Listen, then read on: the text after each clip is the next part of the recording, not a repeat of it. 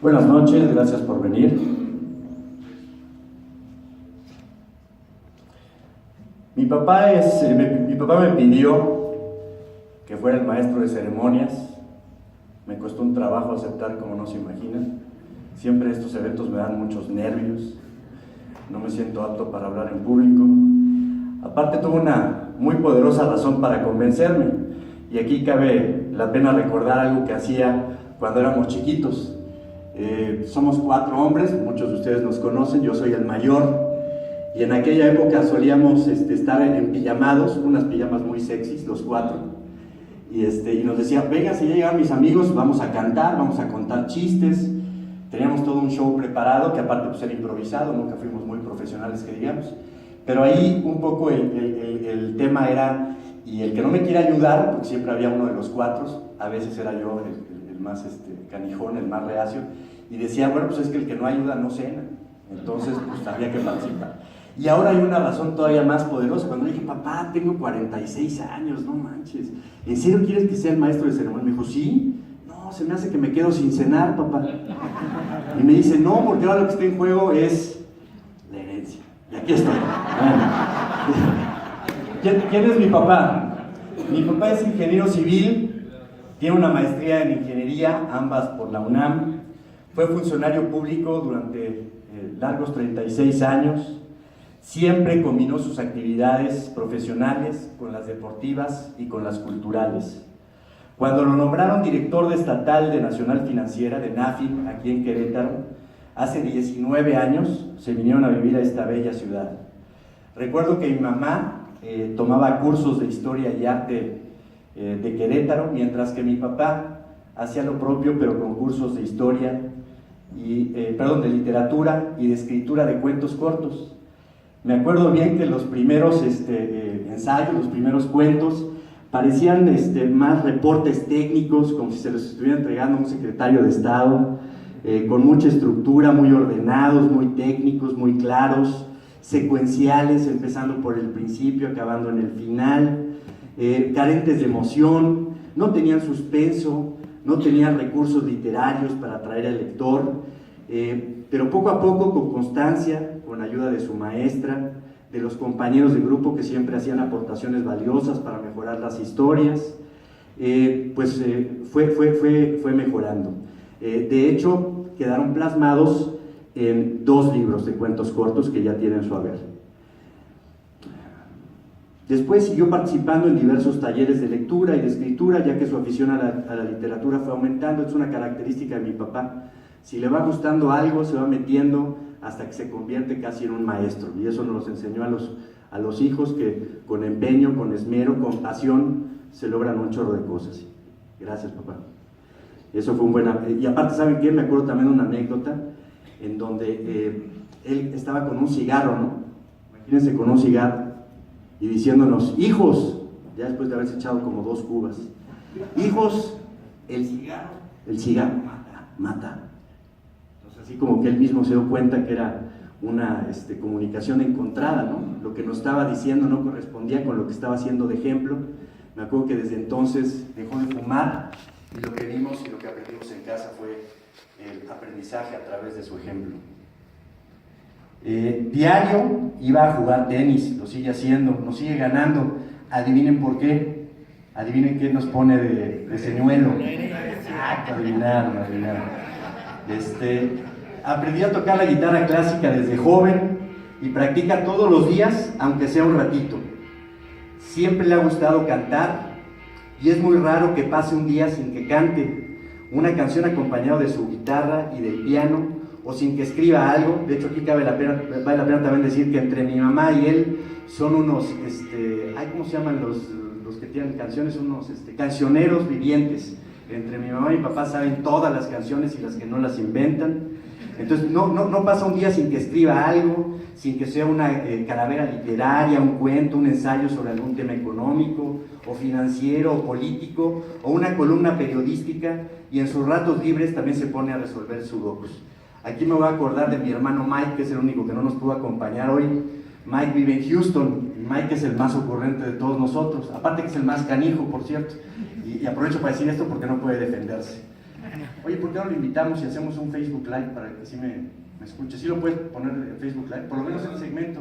¿Qué? ¿No tienes datos o qué? ¿No te alcanza? Bueno, Mike tiene una anécdota buenísima en donde decía que mi papá tenía un duendecito aquí en la cabeza, que siempre le estaba diciendo, y sobre todo, imagínense a mi papá que se ponía a descansar, entonces ya iba a ver la tele y salía el memito Castellanos duende que tiene adentro y le decía, no descanses, haz otra actividad, canta, escribe un libro, vete a jugar tenis, lava el coche, ordena a tus hijos que pongan su cuarto en orden. Entonces nunca tenía un espacio sin descanso. Y ahora les digo que sus aficiones también están a la parte de sus logos. Cuando le preguntábamos por qué no escribía una novela, nos respondía que eso eran palabras mayores, que era una tarea mucho más complicada, pero sin decirnos nada se puso a escribir una, con mucha disciplina, durante más de 2 años, hasta que finalmente, recientemente, terminó y la tituló El Despertar, haciendo alusión a la necesidad que tiene una sociedad de que sus habitantes salgan del marasmo, de su indolencia, de su indiferencia, de su conformismo, de su apatía y despierten, participen en la discusión y solución de los problemas comunes como son agua potable, alumbrado público, seguridad, transporte, educación, salud y esparcimiento, contaminación, cultura. Que no piensen con ir a votar, que con ir a votar cada 3 años o 6 años ya son ciudadanos ejemplares, que no deben firmar un cheque en blanco a las autoridades. Hay que exigirles transparencia, cumplimiento de sus obligaciones y de los compromisos adquiridos, que no esperen que un Mesías les venga a resolver sus problemas. Creo que su novela resultará interesante y didáctica para los lectores. El tema es político, pero tiene suspenso, amor, desamor, lealtades y deslealtades, secuestros, asesinatos, intervención de la iglesia y muchas cosas más. Se lo recomiendo, yo ya lo leí. ¿Perdón? No, eso no. Eso no, tampoco. Pero es buena idea para lo siguiente. Ahora vamos a pasar a que conozcan quién nos acompaña. Araceli Ardón. Bienvenida, Araceli, muchas gracias.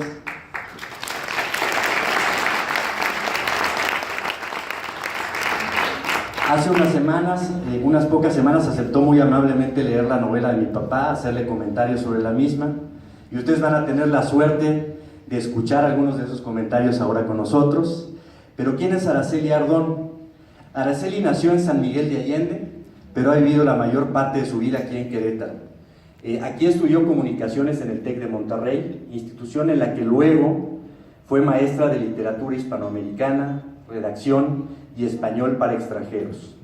Vivió 2 años en la hermosa ciudad de Boston, Massachusetts, donde con algunos de los mejores escritores de habla española estudió literatura hispanoamericana.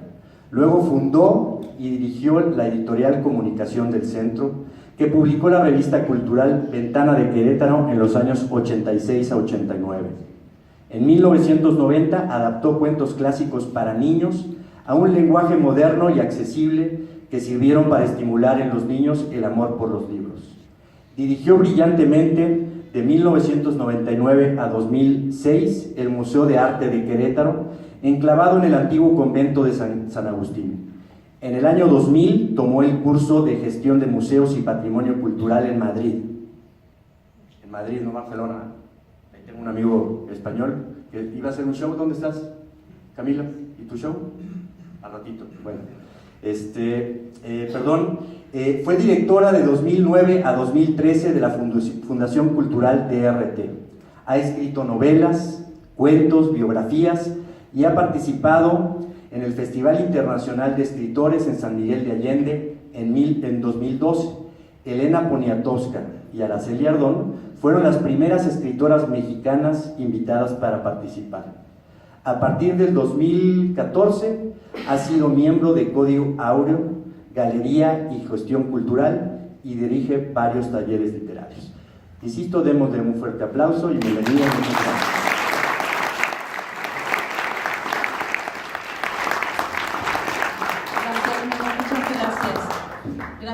todos ustedes. ¿Cuántas vidas caben en una vida? Todo depende de la energía, de la percepción, de las ganas de vivir. Dice Mario Vargas Llosa en el prólogo de una obra de teatro que se llama Cathy y el hipopótamo, que de todos los seres vivos, solo el ser humano tiene la perversa prerrogativa de vivir una vida y desear vivir 1000. Dice, pero entonces podemos vivir esas vidas simbólicas, esas vidas ajenas, e incorporarlas a nuestra propia vida gracias a la literatura. Es la literatura la que da vida al cine, a la ópera, al teatro, a las series de televisión, a los programas de televisión, a todas las actividades escénicas. Incluso el baile tiene una coreografía que nace de una trama que es escrita con palabras, que es desarrollada, que se narra en el escenario. La literatura, entonces, desde épocas de Aristóteles, quien definió la lírica como la poesía, la narrativa, y que entonces se llamaba épica porque solamente eran dignas de ser contadas las historias de los héroes, las historias épicas, las historias de los próceres. Entonces teníamos la lírica, la épica y la dramática, es decir, el teatro. El teatro de Atenas, el teatro atenagórico, el teatro en el que se enfrentaban las compañías de teatro en diversas comedias o dramas dentro de las plazas públicas y de los espacios de Atenas, de donde pasan a Roma, y de Roma llegan a los diferentes rincones de Europa con esta, digamos, con este bagaje de la civilización occidental de la cual nosotros hemos abrevado, y nuestra cultura, que viene a tener raíces judeocristianas y que es hispánica en su origen, recibimos todas estas influencias, más todo lo que la globalización ha traído consigo. Entonces, cuando uno está atento a los diferentes estímulos que nos proporcionan los medios de comunicación, los letreros en la calle, lo que van haciendo los conductores o tripulantes de otros coches y del transporte público, los diferentes estaciones de televisión, los mensajes que se escuchan, el tono con el que se dicen, la frecuencia con que se repiten y la forma en que apelan a nuestras emociones más profundas, todo esto en la mente de un novelista se transforma en narrativa, se convierte en palabras, y muchas veces se resuelve en párrafos en el sueño. No sé si te despertaste alguna vez, Memo, con el diálogo, con la descripción de un personaje, con la solución de un conflicto.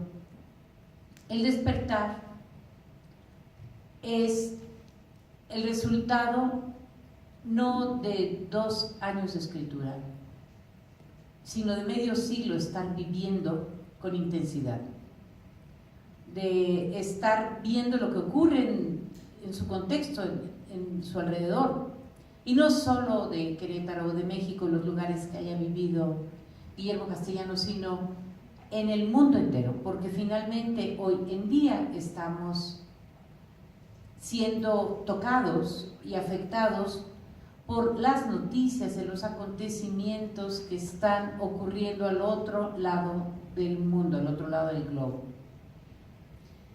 Y Memo los convierte en descripciones, diálogos, conflictos, sentimientos, y los adereza con su propia sabiduría.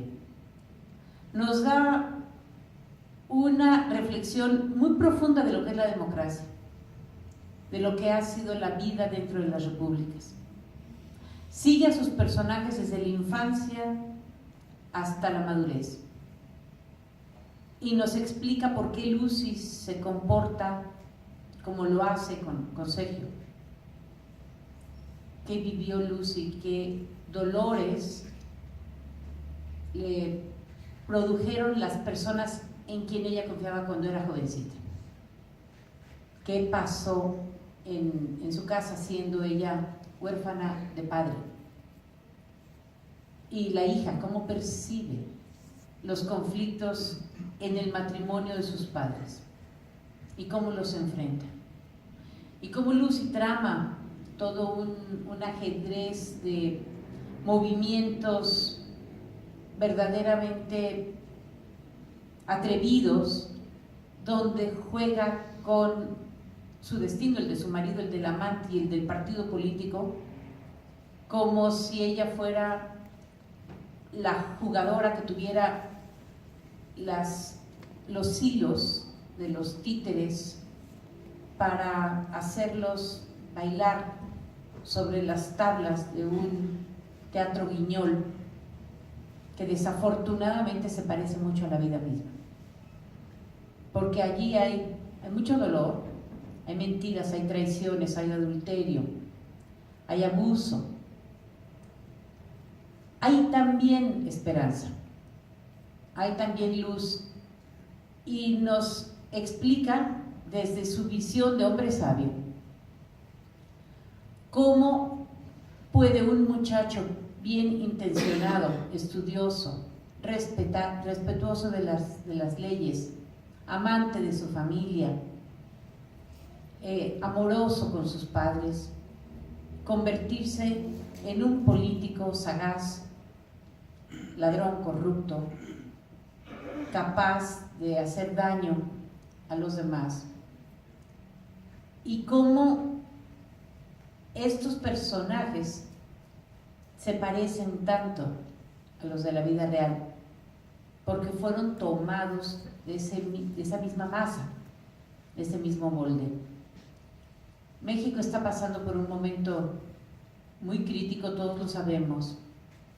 Castellanos lo reconoce, lo transcribe, lo interpreta, lo percibe, le duele, y de su dolor y de sus noches de desvelo tiene como resultado este libro que ustedes seguramente van a devorar, van a compartir, van a comentar, van a subrayar, porque para eso sirven los libros, para hacernos entender mejor la realidad que vivimos y poder vivir con mayor inteligencia, con claridad en las ideas, con articulación en el habla, con más dominio del idioma, porque todo eso se requiere para escribir. Se requiere haber vivido, tener un vocabulario amplio, un registro suficientemente alto como para poder utilizar algunas figuras, algunas metáforas o toponimios, y poder todo esto llevarlo a un nivel un poco más poético, más profundo, más filosófico, que haga entender al lector su propio mundo, el mundo del lector, sin que se conozca necesariamente lectores y autor. Ustedes tienen la fortuna de conocer y tener una amistad con el autor, pero mucha gente que probablemente lea el libro no lo verá jamás en persona. Sin embargo, habrá momentos en el proceso de lectura en que los lectores sientan que su inteligencia se conecta con la mente del escritor, de la voz narrativa. Y en ese momento ocurre algo mágico, porque los lectores sienten y piensan y declaran: este autor es muy listo, piensa igual que yo. Es verdad. ¿Quiénes son los mejores escritores a nuestro juicio? Los que piensan de manera similar a lo que nosotros ya sospechábamos, ya sentíamos, ya creíamos, ya percibíamos. y nos lo terminó de explicar. Y hubo un instante en que uno siente que los dos comprenden al unísono esa subtrama, ese mensaje oculto, ese secreto que estaba escondido entre los renglones. Ese es el secreto de la literatura. Y de allí, precisamente siendo una buena literatura, cuando se trata de una buena literatura, ninguna obra de teatro, ni película, ni serie podrá jamás, digamos, reducir el nivel de calidad de la obra originalmente escrita. Por eso siempre decimos que el libro es mejor que la película. No importa cuántas versiones se hagan de Los Miserables de Víctor Hugo. Esas versiones siempre serán excelentes, porque la obra misma es excelente. Si un grupo de chicos de secundaria de Chalchihuite, Zacatecas, la ponen mañana en el patio de su escuela, va a ser una buena obra. No por el valor del muchacho o de los estudiantes actores, sino por el valor de la obra primigenia, de Los Miserables de Víctor Hugo. Entonces, yo les recomiendo de verdad que lean la obra, que la comenten con sus hijos, con sus amigos, con sus vecinos, que haya en este proceso de reflexión un pequeño cambio, una pequeña transformación de la forma en que percibimos a México y del destino que en muy pocos meses se va a definir para nuestro amado país, al que de verdad le deseamos lo mejor, porque si a México le va bien, a todas nuestras familias, por lo tanto. Y esto que parece una verdad tan evidente, de repente sentimos que los políticos o los gobernantes no lo entienden, porque los vemos de una forma muy evidente en búsqueda de puestos, en búsqueda de posiciones de poder. Y todo eso lo trata Castellanos con los aderezos de la vida, con la sal y pimienta, con sus reflexiones sobre el matrimonio, los celos, las relaciones, los adulterios. Pone unas amantes guapísimas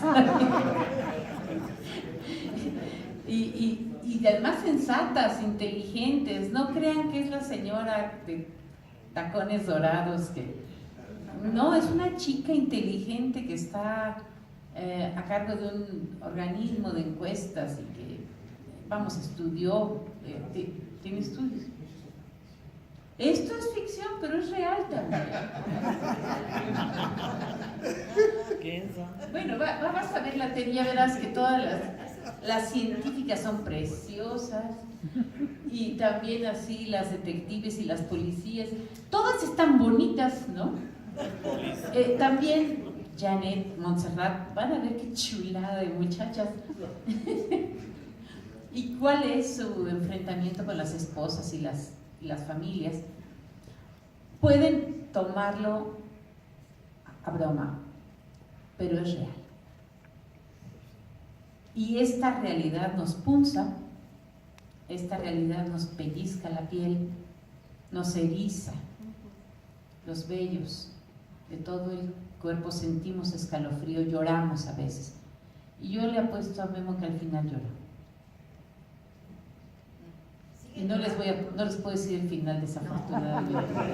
Ya va como poner el fin. Pero yo creo que ustedes también van a tener muchos momentos de emoción profunda. Es lo que más les deseo, porque eso vinimos a la vida, a tener emociones profundas.